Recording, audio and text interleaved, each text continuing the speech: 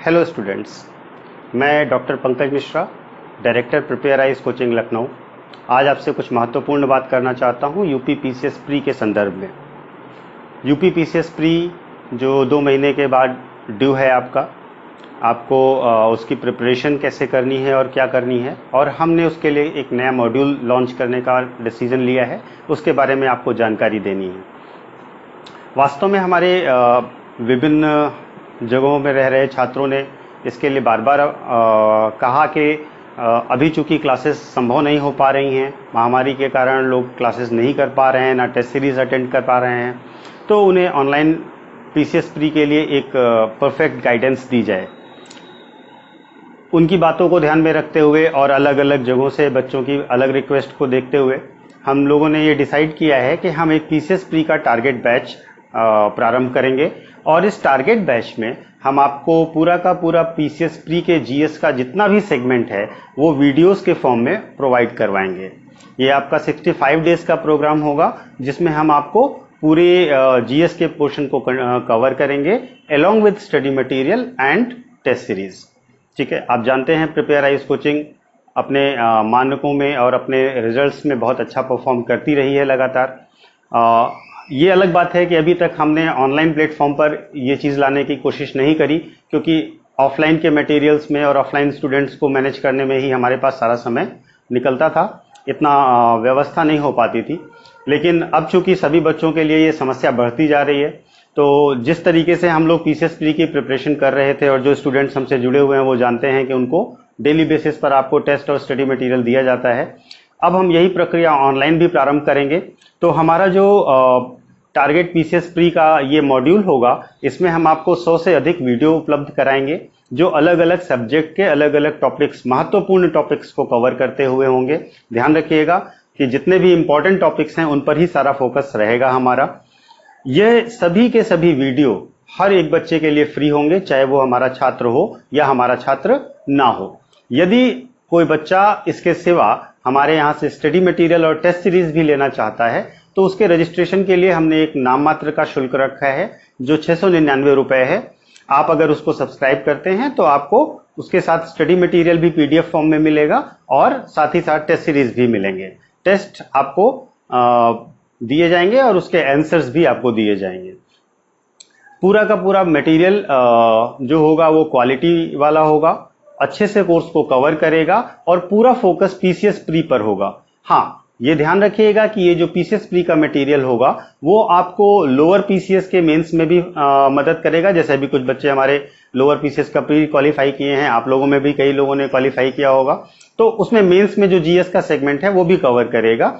इसके साथ साथ जो बाकी जो छोटे मोटे एग्जाम्स और भी हैं, अन्य एग्जाम्स हैं, उन एग्जाम्स के लिए भी ये आपका पोर्शन जो 60-65 दिन का आपका कार्यक्रम है, इस कार्यक्रम में हर एक चीज को कवर कर लिया जाएगा। तो आप अगर पीसीएस प्री नहीं भी दे रहे हैं तो भी आपके जीएस के सेगमेंट की मजबूती के लिए ये पूरा वीडियो सीरीज आपके लिए बहुत मददगार साबित होगा।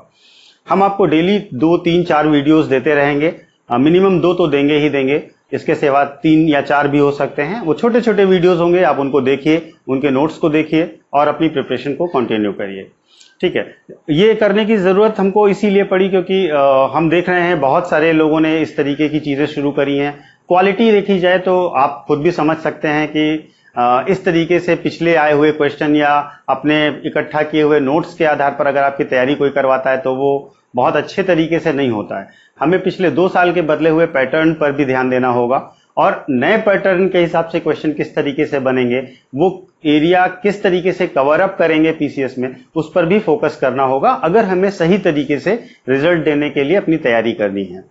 सिर्फ और सिर्फ पढ़ने के लिए नहीं पढ़ना है हमें सिलेक्शन के लिए। तो अगर सिलेक्शन के लिए पढ़ना है तो हमारा टारगेट उन एरियाज पर ज्यादा होना चाहिए जो पीसीएस हमेशा पूछता है, या लोअर पीसीएस में भी पूछा जा सकता है, आपके बीईओ वगैरह का जो एग्जाम होता है उसमें भी पूछा जा सकता है। तो आप इन एरियाज को बहुत डिटेल में यहाँ पर कवर करेंगे। हर एक दिन आपको वीडियोस अपलोड मिलेंगे। आपको सिर्फ हमारे चैनल को सब्सक्राइब कर लेना है, जिससे आपको सारे वीडियोस मिलते रहें और मिस नहीं हो कुछ भी। आप अपना नाम और नंबर अगर व्हाट्सएप कर देंगे तो आपके रजिस्ट्रेशन में हमें आसानी होगी, जो फ्री है। और अगर आप 699 वाला लेना चाहते हैं जिसमें आपको मटेरियल और टेस्ट भी मिले तो आप उसके लिए अपना नाम और कोर्स का नाम लिख करके भेजेंगे तो निश्चित तौर पर आपको बाकी डिटेल्स प्रोवाइड करवा दी जाएंगी। ये हमारा पूरा मॉड्यूल होगा जो हम प्रोवाइड कराएंगे। कराने का रीजन हमने आपको बताया कि हम ऑनलाइन क्यों आना चाह रहे हैं या आना पड़ा हमें। हाँ, एक बात मैं जरूर आपसे कहूंगा कि हो सकता है कि हमारे वीडियोस उस तरीके के बहुत ही आकर्षक वीडियोस ना हो जहां पर बहुत सारी कुछ वीडियो चलते हैं, कुछ सीन्स चलती हैं। नहीं, हमारा वीडियो केवल स्टडी पर फोकस होगा, बिल्कुल सीधा और सपाट वीडियो होगा। हम आपके अध्ययन की केवल बात करेंगे, उसमें बहुत ज्यादा मनोरंजन नहीं होगा, बहुत ज्यादा इंटरेस्टिंग व्यूज नहीं देंगे। सिर्फ और सिर्फ आप अपने कोर्स पर फोकस करिए। हम आपको पूरा का पूरा मटेरियल आपके इसी यूट्यूब चैनल पर उपलब्ध कराएंगे। ठीक है, ये है हमारा मॉड्यूल। इसमें हम आपको सबसे पहले जो चर्चा करेंगे वो बच्चों के वे क्वेश्चंस हैं जिनको हर समय बच्चे पूछते हैं। जैसे चूंकि कोचिंग के इतने लंबे एक्सपीरियंस से हमें ये पता है कि बच्चों के जो जनरल क्वेश्चंस हैं वो क्या हैं, क्या पढ़ें और क्या छोड़ें, कहाँ से क्या पढ़ें, ठीक है, और उसके बाद अलग अलग सब्जेक्ट के लिए क्या क्या रणनीति अपनाएं। तो इसी वीडियो में आगे हम आपको ये भी बताएंगे कि आपको कौन सी बुक्स रेफर कर सकते हैं आप अगर हमारे नोट्स के सिवा जाना चाहते हैं। इसके साथ साथ जैसे हिस्ट्री है, ज्योग्राफी है, पॉलिटी है, इकोनॉमी है, करंट अफेयर्स है, वो हम किन किन स्रोत से एडिशनल पढ़ना चाहें तो पढ़ सकते हैं। वो उसके क्वेश्चंस कैसे फ्रेम होते हैं, किन किन एरियाज से क्वेश्चन फ्रेम होते हैं, पिछले सालों में क्या ट्रेंड रहा है और कितने कितने क्वेश्चंस पूछे गए हैं, ये सब आपको इसी वीडियो में हम आपको एक्सप्लेन करके बताएंगे। इसी के साथ हम आपको एक और वीडियो भी देंगे जो ज्योग्राफी पर फोकस करता हुआ होगा, ज्योग्राफी के सभी महत्वपूर्ण एरियाज को फोकस करता होगा और इकोलॉजी के फोकस करता होगा। तो ये वो चीजें हैं जो आज आपका वीडियो है, जो आज की शुरुआत है, वो रणनीति को लेकर के है। ठीक है, ये पूरा का पूरा जो हमारा बैच है वो शुरू होगा और आपको डेली उसी पर आपको मिलता रहेगा। आप अपने सब्सक्रिप्शन पर ध्यान दीजिए और अपने पढ़ाई के लिए जो रणनीति बताई जा रही है उस पर ध्यान दीजिए। हर एक दिन आपके लिए पूरा महत्वपूर्ण दिन होगा, कोई भी वीडियो मिस मत करिए, पूरा अच्छे से तैयार करिए। अगर कोई डाउट होता है या आपको कहीं पर लगता है कि आपको किसी करेक्शन की जरूरत है या आपको कहीं पर कोई दुविधा महसूस होती है, आप बेझिझक हमें मैसेज कर सकते हैं, यूट्यूब वीडियो के नीचे कमेंट कर सकते हैं, व्हाट्सएप कर सकते हैं या कॉल भी कर सकते हैं। कोचिंग इंस्टीट्यूट है, आप कभी भी कॉल करेंगे आपको रिप्लाई मिलेगा। तो कोचिंग के नंबर पर आप कॉल करिए, व्हाट्सएप करिए या फिर आप यूट्यूब पर ही कमेंट करिए, आपको हर आपके क्वेरी का जवाब दिया जाएगा। अगर जरूरी होगा तो उसके लिए हम एक अलग सेशन भी रखेंगे जो डाउट डिस्कशन का सेशन होगा। आप निश्चित तौर पर अपने डाउट्स को डिस्कस कर सकते हैं। क्वेश्चन आंसर्स और टेस्ट भी हम इसमें करेंगे और इन क्वेश्चन आंसर और टेस्ट को हम पीसीएस के हिसाब से ही मॉड्यूल करेंगे, क्वेश्चन का स्तर भी वैसे ही होगा। प्लस इस सीरीज में हम करंट अफेयर्स का सेगमेंट भी कवर करेंगे और हमारा फोकस फरवरी से लेकर के इधर पूरा अगस्त सितंबर तक के करंट अफेयर्स पर, हर एक मंथ के करंट अफेयर्स पर होगा। हम जिसमें हिंदू के करंट अफेयर्स और बाकी सारे वे करंट अफेयर्स जो प्री के लिए वे इंपॉर्टेंट हैं, उन सबको आपको इन्हीं वीडियोस के माध्यम से प्रोवाइड करवाएंगे। ठीक है, यदि आपको हमारे इस प्रोग्राम में कोई भी चीज है जिसके बारे में कोई सजेशन देना चाहते हैं तो आप निसंदेह दे सकते हैं। आपको पूरा का पूरा मॉड्यूल इजी वे में समझने में बहुत आसानी होगी अगर आप इसको डेली के डेली फॉलो करते रहेंगे।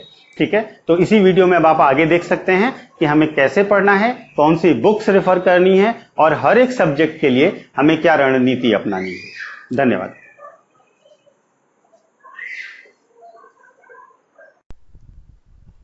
अब हम चर्चा करते हैं अध्ययन सामग्री पर। सबसे पहले आपको ये जानना चाहिए कि आप हमारे जितने नोट्स हैं, जो स्टडी मटेरियल है और जो टेस्ट हैं, उसके सिवा अगर आप कहीं से कुछ और भी पढ़ना चाहते हैं तो आप किन चीज़ों को अपने नोट्स में सम्मिलित कर सकते हैं, किस चीज़ों का आधार ले सकते हैं। तो सर्वप्रथम हम जिस बिंदु पर चर्चा कर रहे हैं वह बिंदु है कि क्या अध्ययन सामग्रियों में कौन कौन सी बुक्स और नोट्स आप ले सकते हैं अगर आप एडिशनल पढ़ना चाहते हैं तो। ठीक है, तो सबसे पहले जो विषय हम ले रहे हैं वह विषय है इतिहास। इतिहास के लिए आपको आर.एस. शर्मा की प्राचीन भारत का इतिहास और मध्यकालीन भारत के लिए सतीश चंद्रा की बुक, ये दो बुक महत्वपूर्ण हैं, आप चाहें तो ले सकते हैं। इन दोनों बुक्स के साथ आपको ये ध्यान रखना है कि ये महत्वपूर्ण रूप से प्री में आते हैं। ठीक है, तो अगर आप चाहें तो इस सेगमेंट के लिए यानी प्राचीन भारत और मध्यकालीन भारत के लिए किरण पब्लिकेशन की एक बुक आती है, वो ले लीजिए, वो आपके लिए पर्याप्त रहेगी। ठीक है, इसके बाद अगला जो टॉपिक आता है इसमें वह है आधुनिक भारत, और आधुनिक भारत के लिए स्पेक्ट्रम और राजीव अहीर की स्पेक्ट्रम की बुक आती है, और विपिन चंद्रा की बुक आती है मॉडर्न इंडिया की। आप इन दोनों में से अगर लेना चाहते हैं तो हम आपको स्पेक्ट्रम को रिकमेंड करेंगे, आप स्पेक्ट्रम ले लें। तो हिस्ट्री के लिए RS शर्मा, सतीश चंद्र और स्पेक्ट्रम, ये 3 बुक्स हैं। आप आधुनिक भारत को थोड़ा डिटेल में पढ़िएगा, बड़ा सेगमेंट कवर करता है। प्राचीन और मध्यकालीन भारत के लिए किरण प्रकाशन की बुक पर्याप्त है आपके लिए। ठीक है, क्योंकि ज़्यादा फोकस इसमें प्री पर ही होता है।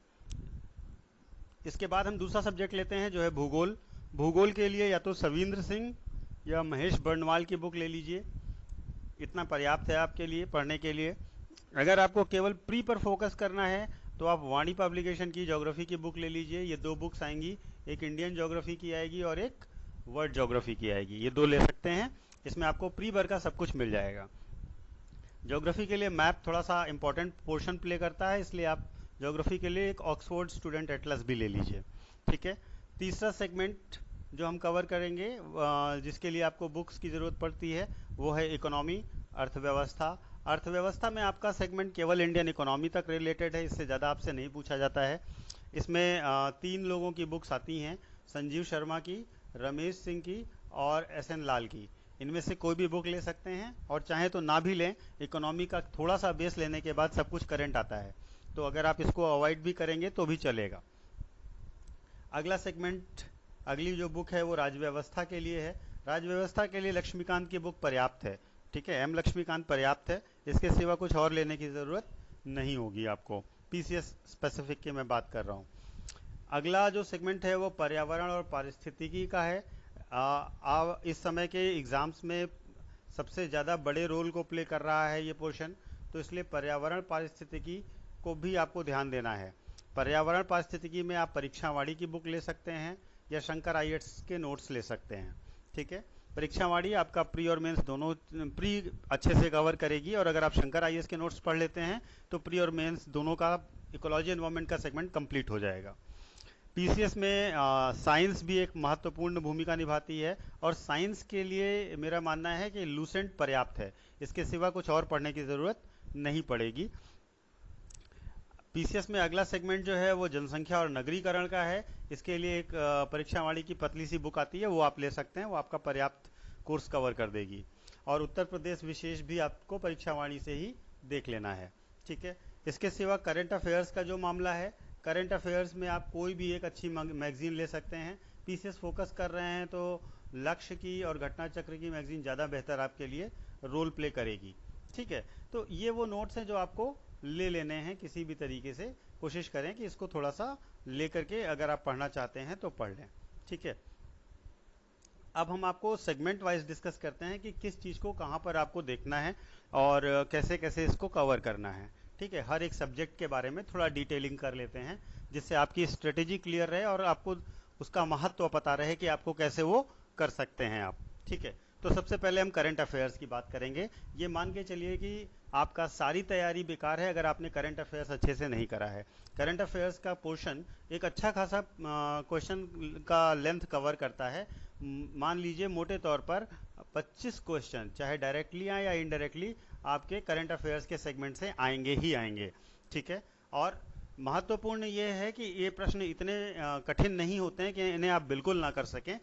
एक पैटर्न पर अगर आप इसकी तैयारी करते हैं तो आप करंट अफेयर्स के क्वेश्चंस मैक्सिमम सही कर सकते हैं। ठीक है, सबसे ज़्यादा करंट अफेयर्स के लिए बच्चे बुक्स खरीदते हैं, लेकिन तैयार सबसे खराब इसे ही करते हैं। तो सबसे पहले आपको करंट अफेयर्स पर फोकस करना है। करंट अफेयर्स का पोर्शन जो है वो बहुत सारे लोग अलग अलग बहाने बनाते हैं, अलग अलग बातें करते हैं, अलग अलग बुक्स खरीदते हैं। हम आपसे यही कहेंगे कि ये पोर्शन आपको हो सकता है थोड़ा सा बोरिंग लगे, आप इसको इग्नोर करने का बहाना भी कह सकते हैं कि ये बहुत वाइड है, लेकिन सच ये है कि करंट अफेयर्स ही वह पोर्शन है जो आपको बाकियों से आगे लेके जाएगा। देखिए, जैसे हिस्ट्री है, ज्योग्राफी है, इकोनॉमी है, पॉलिटी है, लोगों ने बुक उठाई रट ली, तो उनके लिए एक एज है उसमें, लेकिन आप जहां से एज ले सकते हैं वो है करंट अफेयर्स।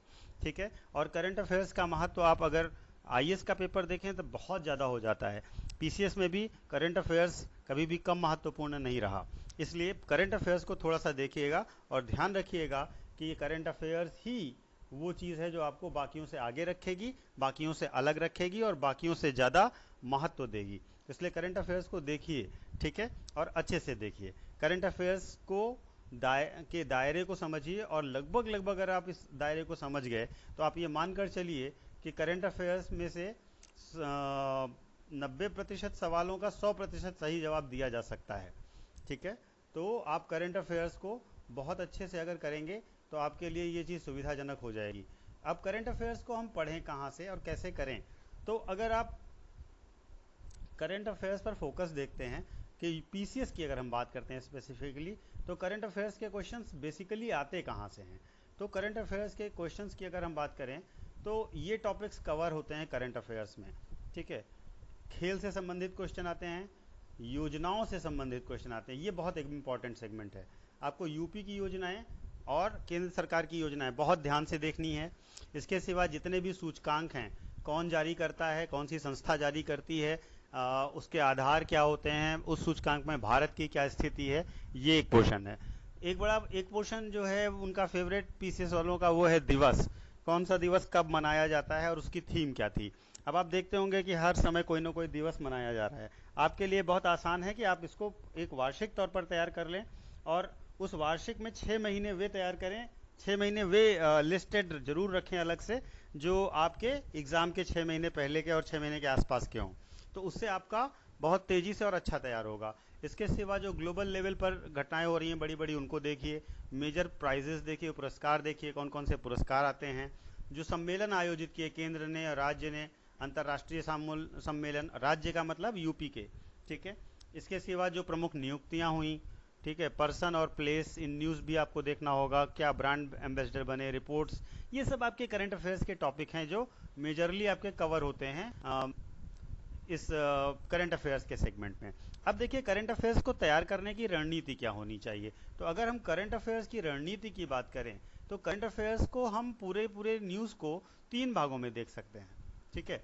सबसे पहला यह है कि हम उसमें एक प्राइमरी सोर्स ऑफ इन्फॉर्मेशन होती है, फिर सेकेंडरी और टर्शियरी, ठीक है। हम पूरी इन्फॉर्मेशन को 3 भागों में बांट देते हैं। एग्जाम्पल के तौर पर अगर आप समझिए, मान लीजिए कोई ऑस्ट्रेलियन ओपन हुआ, इटालियन ओपन हुआ, कोई भी टेबल टेनिस का, कोई भी टेनिस का गेम हुआ, टेबल टेनिस का गेम हुआ, ठीक है। तो अब आपको ये देखना है कि उस गेम का विजेता कौन रहा, ठीक है। तो अगर आप विजेता देख रहे हैं तो केवल ये प्राइमरी इंफॉर्मेशन है। किसके किसके बीच में फाइनल हुआ था, वो किस देश के निवासी थे, ये सेकेंडरी इंफॉर्मेशन हुई। इन दोनों को छोड़कर बाकी सब जो है वो टर्शियरी एग्जामिनेशन इंफॉर्मेशन है। आपको पीसीएस के लिए केवल प्राइमरी और सेकेंडरी इंफॉर्मेशन, न्यूज़ की प्राइमरी और सेकेंडरी इंफॉर्मेशन क्या है और उसके छोटे से मेजर पॉइंट्स क्या हैं, बस उतने पर ध्यान देना है, ठीक है।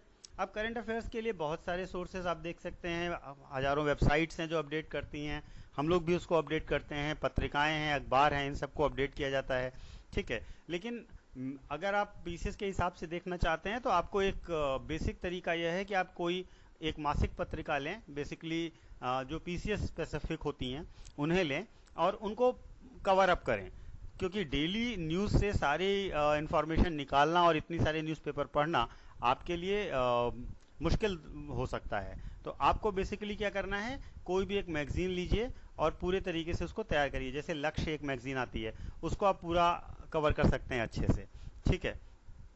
एक प्रश्न और जो बच्चे बहुत पूछते हैं वो है कि क्या करंट के नोट्स बनाए जाएं कि ना बनाए जाएं। करंट के नोट्स नहीं बनाएंगे तो आपकी अच्छी तैयारी नहीं हो पाएगी, लेकिन प्रॉब्लम यह है कि अब आपके पास समय कम है।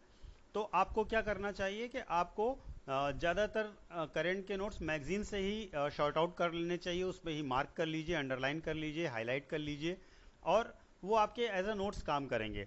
बाकी जो आपका समय बच रहा है इन 60-65 दिनों में, उन दिनों में आप जीएस पर फोकस करिए, करंट के नोट्स बनाने में टाइम वेस्ट मत करिए। तो जो करंट की मैगजीन्स हैं जैसे घटना चक्र वगैरह की, उनको लीजिए और उन पर केवल अंडरलाइन करिए और समय समय पर उसको रिवाइज करते रहिए, ठीक है। और तीसरा प्रश्न जो करंट को लेकर के पूछा जाता है कि कितना करंट अफेयर्स पढ़ें, कहाँ से कहाँ तक पढ़ें। तो देखिए मोटे तौर पर जो होता है, मोटे आसान भाषा में कहें तो लगभग 1 साल पहले तक का करंट अफेयर्स आपसे पूछा जाता है, लेकिन कई बार थोड़ा पीछे का भी हो सकता है या थोड़ा सा जल्दी का भी हो सकता है।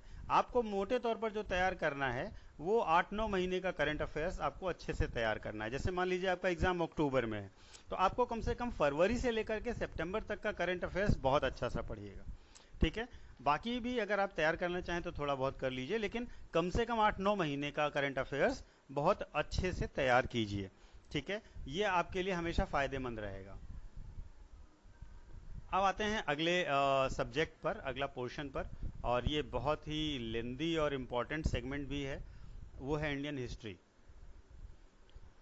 इंडियन हिस्ट्री के अलग अलग पोर्शन से अलग अलग क्वेश्चंस आते हैं, और आप ये मान के चलिए कि अगर हम पूरी हिस्ट्री की बात करें तो हिस्ट्री में कम से कम 30 क्वेश्चन अराउंड पूछ लेते हैं, ये एंशिएंट मिडेवल मॉडर्न मिला करके, और आपका टारगेट होना चाहिए कि आप कम से कम 30 में से 25 जरूर सही करें।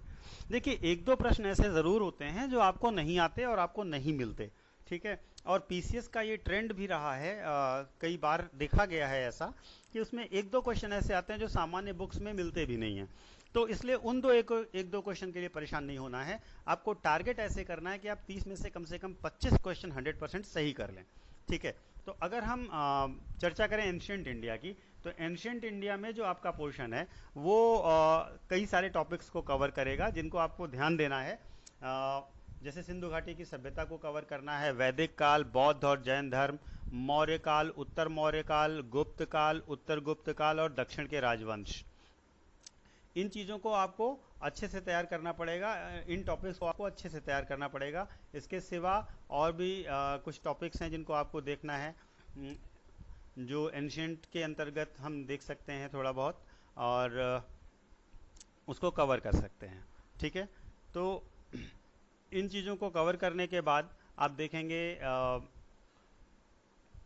दिल्ली सल्तनत भी हिस्ट्री में देख सकते हैं, मुगल वंश और दक्षिण के राजवंश भी देख सकते हैं, ठीक है। अब ये है कि इन एरियाज को कैसे हम कवर करें, इन एरियाज को हम कैसे ध्यान देखें कौन कौन सी चीज़ों पर इस पर फोकस करें। जैसे सिंधु घाटी की सभ्यता है तो उसमें ज़्यादातर क्वेश्चन क्या आते हैं, स्थल के नाम और उनकी लोकेशन क्या है, मतलब कहाँ पर हैं, किस नदी के किनारे हैं, किसने उसको खोजा और वहाँ से क्या क्या पाया गया। सिंधु घाटी की सभ्यता से केवल यही क्वेश्चन पूछे जाते हैं कि क्या लोकेशन थी उनकी, कहाँ पर हैं इस समय, और नदी कौन सी थी आसपास अगर कोई थी, किसने खोजा और वहाँ पर अवशेष क्या पाए गए। वैदिक काल की बात करें तो उसमें उपनिषद और ब्राह्मणों के नाम, पुरोहितों के नाम आदि पूछे जाते हैं, संस्कार क्रम, विवाह प्रकार आदि पूछे जाते हैं, ठीक है। उस समय की नदियों के नाम और नदियों के वर्तमान नाम ये सब पूछा जाता है, उपकरण वगैरह कौन से थे और खाद्यान्नों के वैदिक नाम क्या थे वो देखना होगा। इसके साथ साथ आपको ये भी देखना होगा कि जो भी वैदिक देवता थे उनके पास क्या काम था, सभा और समिति क्या थी, बस इतना, ठीक है। तो वैदिक काल में ये पोर्शन आपको देखना है। इसके सिवा महाजनपद की बात करें तो महाजनपद का पोर्शन में उनकी लोकेशन देख लीजिए, उनका नाम और राजधानी तैयार कर लीजिए, बस। धर्म की बात करें तो बौद्ध धर्म को डिटेल में आप पढ़िएगा, क्या है धर्म की संबंधित घटनाएं, उनके शिष्य, उनमें महिला, धर्म के नियम, आर्य सत्य, अष्टांग मार्ग, पुस्तक, यानी कि जितनी भी चीज़ें धर्म से संबंधित हैं उन सबको आपको अच्छे से तैयार करना है। और इसके बाद अगर हम जैन धर्म की बात करें तो जैन धर्म में भी आपको डिटेल से तैयार करना पड़ेगा। देखिए, जैन धर्म, बौद्ध धर्म और आपका जो भक्ति काल है, इससे क्वेश्चन अक्सर पूछते हैं ये लोग, तो आप इसको थोड़ा डिटेल में तैयार करिएगा, और इन तीन के साथ साथ आप आजीवक और लोकायत भी संप्रदाय तैयार कर लीजिएगा, तो आपका पूरा का पूरा ये पोर्शन कवर हो जाएगा।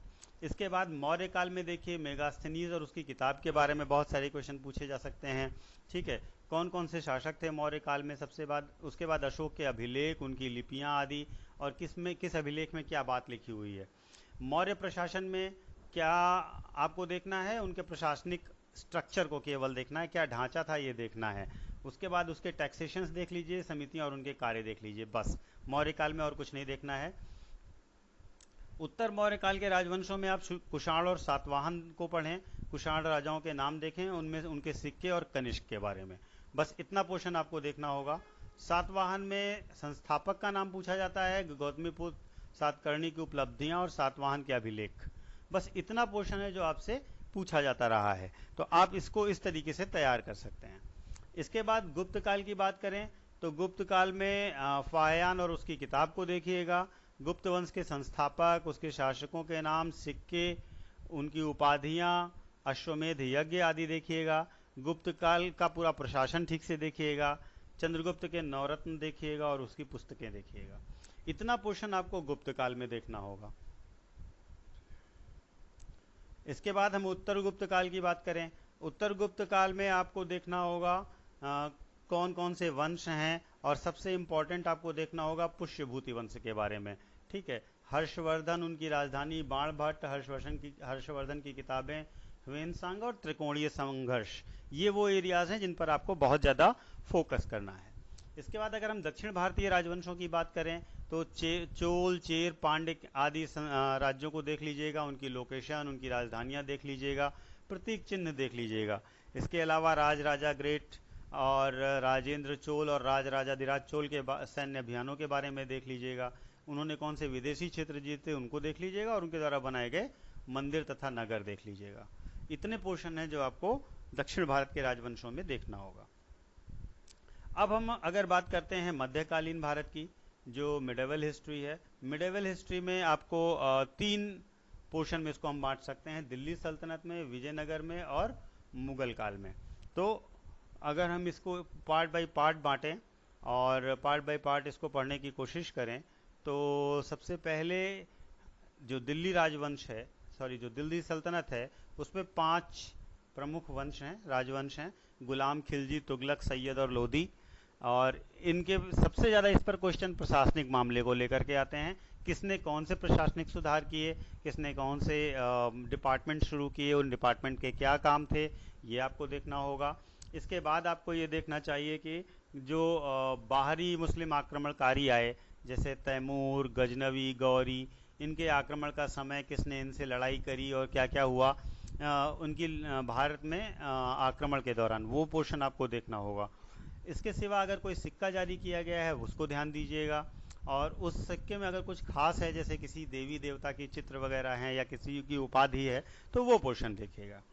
ठीक है, इसके बाद दिल्ली सल्तनत के वंशों में जो इनका क्रम है उस क्रम को याद रखिएगा, शासक के नाम और उपलब्धियां और सिक्के आदि याद रखिएगा।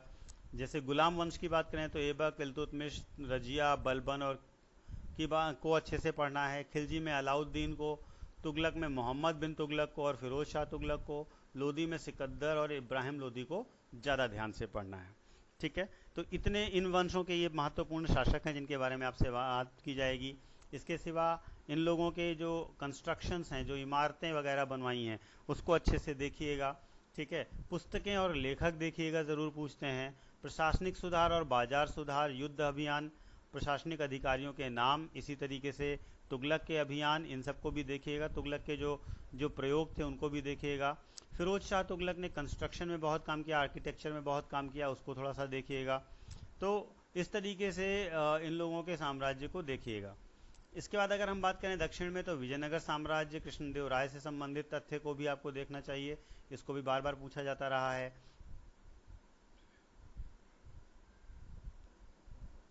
ठीक है,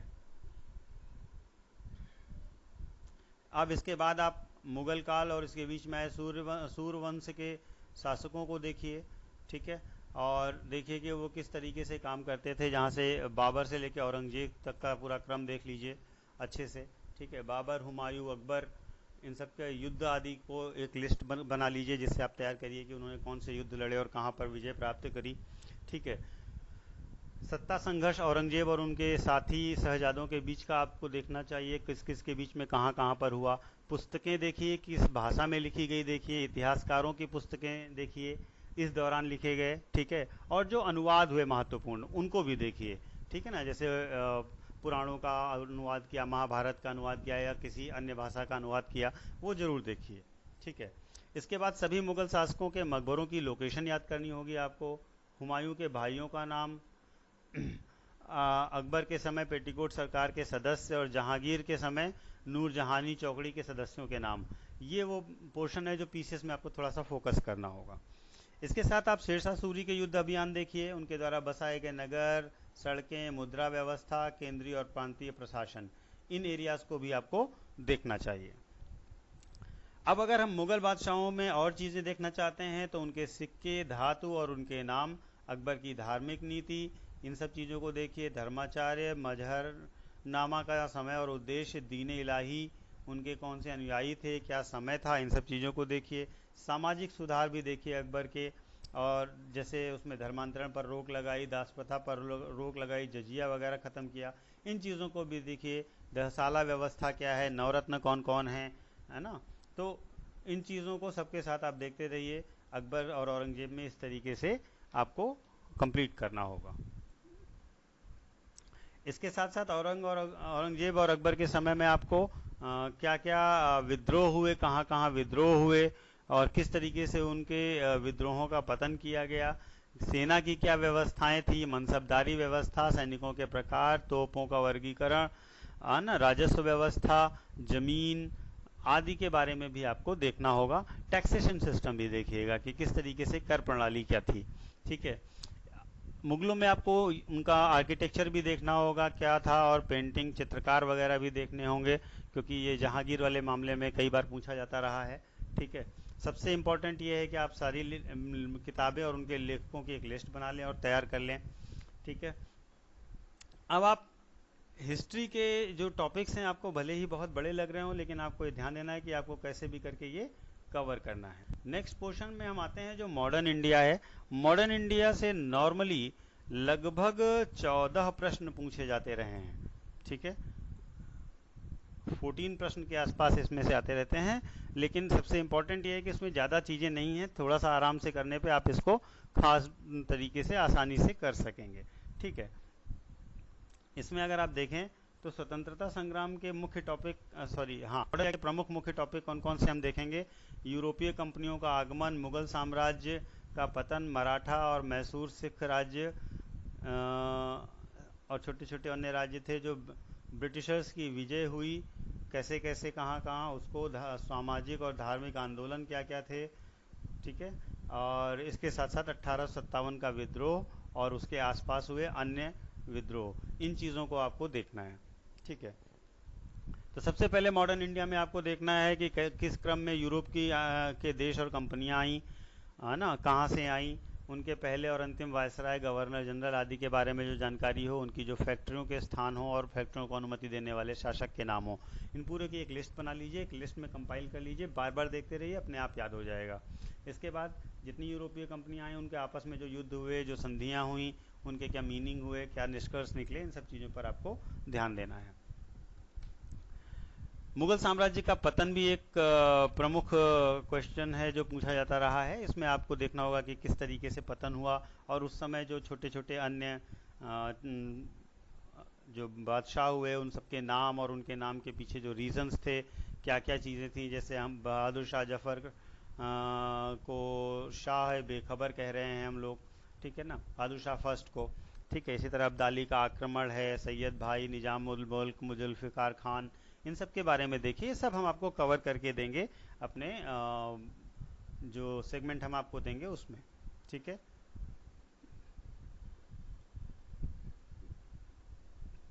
इसके बाद आपको जो पोर्शन देखना चाहिए वो पोर्शन मराठा लोगों को है, मराठा को लेकर के है, मराठा राज्य को लेकर के है, पेशवा काल और मराठा और पानीपत का तीसरा युद्ध।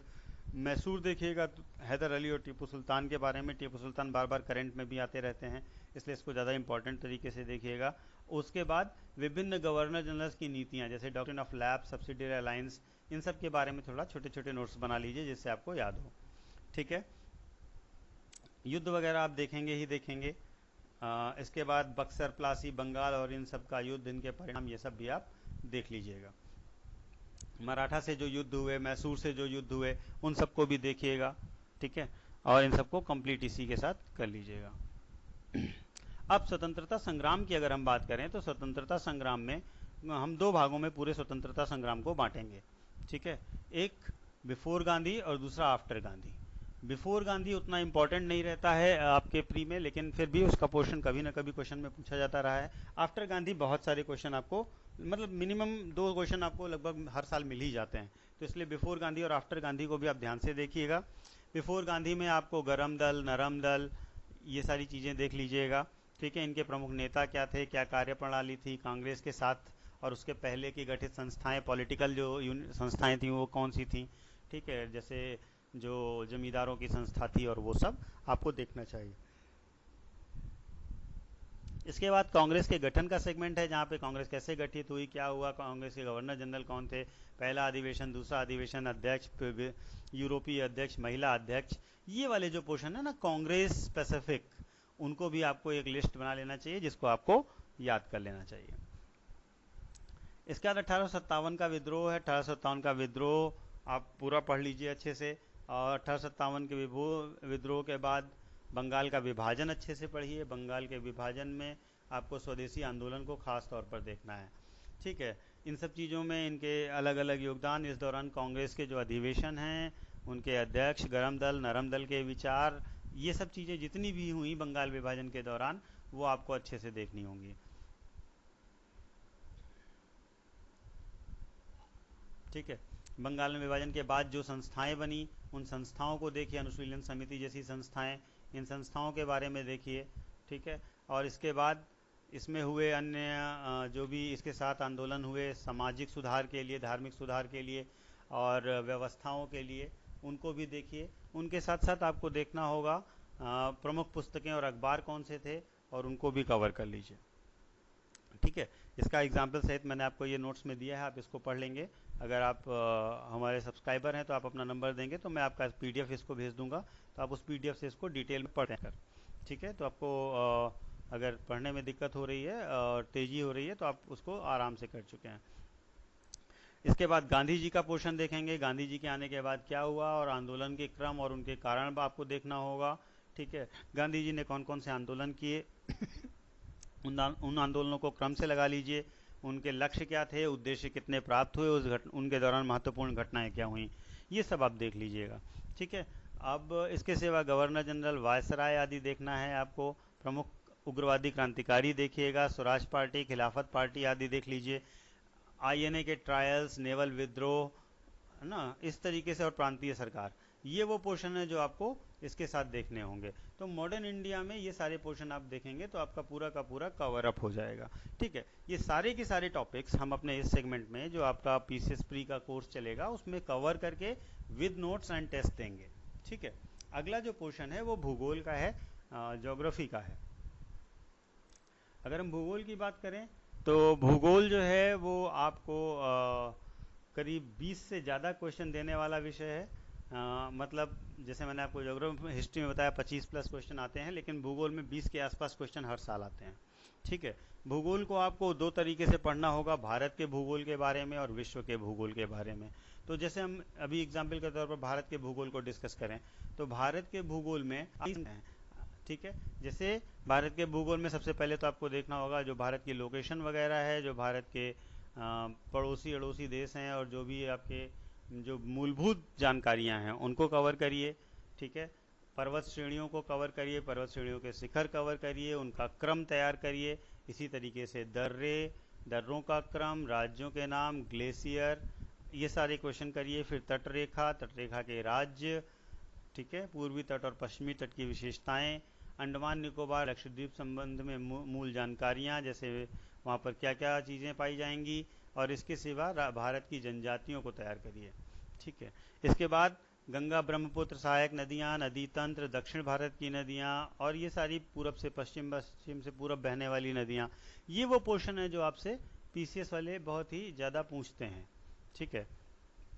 इसके सिवा मानसून, मिट्टी आदि वो एरियाज हैं जिन पर आपसे क्वेश्चन बनते हैं, ठीक है। वर्षा कैसे होती है, नदी घाटी परियोजनाएं क्या हैं, अलग अलग तरीके के प्रश्न इसमें आपको कवर करने होंगे। इन सबको तैयार करने के लिए आपको एक जो मैंने जैसे एटलस सजेस्ट किया है उसी तरीके से एक एटलस लेकर के उसमें देखिए और उनको लोकेट करिए अपने मैप पर। बार बार देखेंगे तो वो आपके दिमाग में याद बना रहेगा, ठीक है। इसके सिवा खनिज का पोर्शन बहुत ज़्यादा, इकोनॉमिक ज्योग्राफी का एक अच्छा खासा पोर्शन आपसे ज्योग्राफी में पूछा जाता है। अगला जो सब्जेक्ट है वो राजव्यवस्था का है। राजव्यवस्था मतलब इंडियन पॉलिटी का है, और इंडियन पॉलिटी में अगर आप देखें तो ये भी वो पोर्शन है जहां 20 से अधिक प्रश्न पूछे जाते हैं। तो अगर आप ध्यान से देखेंगे तो हमने आपको करंट अफेयर्स, हिस्ट्री, ज्योग्राफी और पॉलिटी इन 4 सेगमेंट पर चर्चा की है, और ये 4 सब सेगमेंट कम से कम 20 से 25 क्वेश्चन सभी लेकर के आते हैं। ठीक है, तो अगर 20-20 क्वेश्चन भी चारों के रखें तो कम से कम 80 क्वेश्चन, या अगर हम मोटे तौर पर कहें तो 80 से 100 क्वेश्चन आपके ये 4 पोर्शन कवर कर लेंगे, अगर आपने इनको अच्छे से सब तैयार किया है। ठीक है, इंडियन पॉलिटी के लिए मैंने जैसे आपको बताया कि लक्ष्मीकांत एक पर्याप्त बुक है। पॉलिटी में बहुत ज़्यादा किताबें पढ़ने की ज़रूरत नहीं है, अगर आपने लक्ष्मीकांत ले ली है तो वो पर्याप्त है। ठीक है, जो पॉलिटी का क्वेश्चन पूछने का तरीका है उसमें ज़्यादातर क्वेश्चन जो हैं वो आपका या तो कॉन्सेप्ट से रिलेटेड होंगे, दूसरा आर्टिकल वगैरह से रिलेटेड होंगे। इससे ज़्यादा कुछ वो पॉलिटी में आपसे एक्सपेक्ट नहीं करते हैं, और उसको आपको केवल एक सिस्टमेटिक वे में तैयार करना है, जो आप अगर तैयार कर लेंगे तो आपके लिए बहुत अच्छा रहेगा। तो अगर हम कहें कि पॉलिटी को किन चरणों में तैयार करें, तो पॉलिटी को तैयार करने के लिए जो शुरुआती चरण है उनको समझ लीजिए। सबसे पहला काम करिए, राष्ट्रपति पे नोट्स बना लीजिए, फिर प्रधानमंत्री, मंत्रिमंडल आदि पर बना लीजिए, फिर संसद पर जाइए, संसद के बाद राज्य विधानसभा का भी, विधानसभा और विधान परिषद को देख लीजिए, फिर न्यायपालिका को, फिर अटॉर्नी जनरल और बाकी जो कॉन्स्टिट्यूशनल कमीशन है उनको देखिए। ठीक है, और उसके बाद केंद्र राज्य संबंधों पर फोकस करिए। ये क्रम आपको फॉलो करना चाहिए, इससे आपको बहुत आसानी हो जाएगी चीज़ों को करने में। इसके बाद आपको देखना चाहिए क्या है, चुनाव आयोग, दल बदल कानून, इस तरीके से जो भी चीज़ें हैं, जो भी महिला आयोग और बाकी बाल आयोग आदि बने हैं उन सबको देखिए। इसके बाद अगर आपके पास और भी समय है तो आप मौलिक अधिकार, नागरिकता, डीपीएसपी, संविधान संशोधन, जम्मू कश्मीर, केंद्र शासित पंचायती राज और म्यूनिसिपैलिटीज़, इनको भी कवर कर लीजिए। इनमें से भी आपको क्वेश्चन मिलेंगे। ठीक है, जैसे जम्मू कश्मीर है, बहुत न्यूज़ में रहा, तो निश्चित तौर पर इससे भी पूछे जाएंगे आपसे क्वेश्चन। ठीक है, तो ये आपके 4 पोर्शन हैं, हिस्ट्री, ज्योग्राफी, पॉलिटी और करंट अफेयर्स के, जिनको आपको इस तरीके से तैयार करना है। आगे के सब्जेक्ट्स भी हम चर्चा करेंगे, और इसके बाद आपको एक वीडियो जो मिलेगा वो आपको ज्योग्राफी की स्ट्रेटेजी को लेकर के स्पेशलाइज्ड टीचर के द्वारा मिलेगा। आप वहाँ से ज्योग्राफी के पोर्शन को देखेंगे, तो इस तरीके से शुरुआत में रणनीतिक किस तरीके से कार्यवाही करनी है वो आप समझेंगे। हम लोग फिर जिस डेट पर आपको अनाउंस कर रहे हैं उस डेट से आपको सारे मटेरियल और नोट्स भी देने शुरू कर देंगे उन सब्जेक्ट के वीडियो के साथ साथ। ठीक है, तो आज के लिए बस इतना ही। धन्यवाद। आप लोग अपनी इच्छा अनुसार, और यदि आपको इसकी गुणवत्ता अच्छी लगती है तो निश्चित तौर पर हमारे चैनल पर सब्सक्राइब करके अपने आप को रजिस्टर करवा लीजिए। सारे वीडियोस आपको फ्री मिलेंगे, और सारी स्टडीज़ में आपकी असिस्टेंस भी फ्री दी जाएगी। ठीक है, धन्यवाद।